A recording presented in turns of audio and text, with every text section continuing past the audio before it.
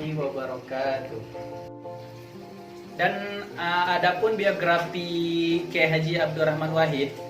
Kiai Haji Abdurrahman Wahid lahir pada tanggal 4 Agustus 1940 di Denanyar, Jombang, Jawa Timur, di daerah desa yang berbasis NU. Kiai Haji Abdurrahman Wahid atau yang dikenal dengan sebutan Gus Dur. Kenapa orang memberi gelar kepada Kiai Haji Abdurrahman Wahid dengan sebutan Gus Dur? Karena ia berasal dari keluarga agamawan.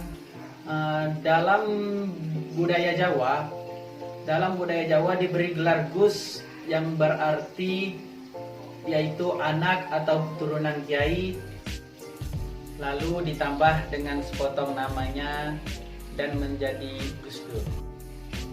Beliau keturunan NU Tulen dan ayahnya mantan Menteri Agama Republik Indonesia yang bernama Kiai Haji Wahid Hasyim pada masa Soekarno.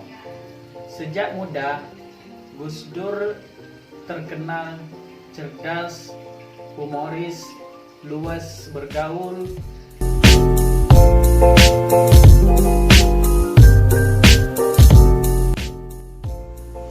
Gagasan seorang tokoh itu biasanya terlihat pada sejumlah pidato dan karya tulisannya. Jadi di sini saya akan mengemukakan sedikit tentang gagasan dan pemikiran Abdurrahman Wahid yang dapat kita jumpai dalam karya tulisannya. Pertama, buku Bunga Rempai Pesantren. Di dalam buku ini terdapat 12 artikel secara umum bertemakan pesantren. Di dalam buku ini juga Abdurrahman Wahid menunjukkan sikap optimismenya bahwa pesantren dengan ciri-ciri dasarnya mempunyai potensi yang luas untuk melakukan pemberdayaan masyarakat, terutama pada kaum yang tertindas dan terpinggirkan. Bahkan dengan kemampuan fleksibilitasnya, pesantren juga dapat mengambil peran secara signifikan, bukan dalam wacana keagamaan saja, tetapi juga dalam setting sosial budaya, politik, dan ideologi negara sekalipun. Selanjutnya, Abdurrahman Wahid menjelaskan bahwa dalam melakukan rekonstruksi dan dinamisasi pesantren perlu adanya langkah-langkah. Pertama, perlu adanya perbaikan pesantren yang didasarkan pada kepemimpinan yang sehat dan kuat. Kedua, perlu adanya persyaratan yang melandasi terjadinya proses dinamisasi tersebut. Persyaratan yang dimaksud adalah rekonstruksi ilmu pelajaran agama dalam skala besar-besaran. Abdurrahman Wahid juga berbicara tentang kurikulum di pesantren.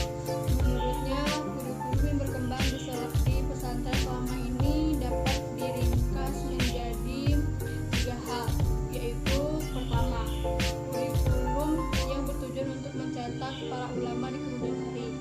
Kedua,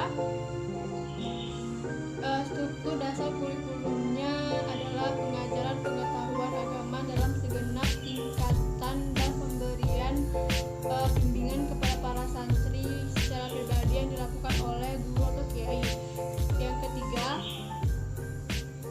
secara keseluruhan, kurikulum yang ada di pesantren itu bersifat fleksibel.